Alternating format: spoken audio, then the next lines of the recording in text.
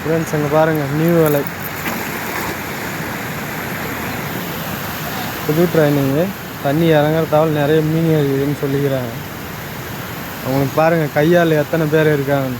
வலை வர்றதில்ல ஃபுல்லாக இழுத்தாக தான் வரும். ஃபுல்லாக இறங்கி வலையை எடுத்து விடணும். எடுத்து விட்டால் தான் மீன் வரும்.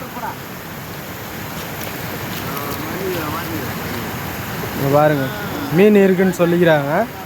பார்க்கலாம் எவ்வளோ மீன் இருக்குதுன்னு பார்க்கலாம்.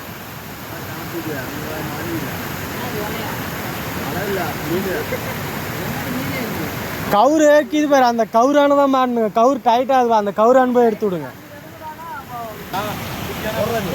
மீன் பாருங்க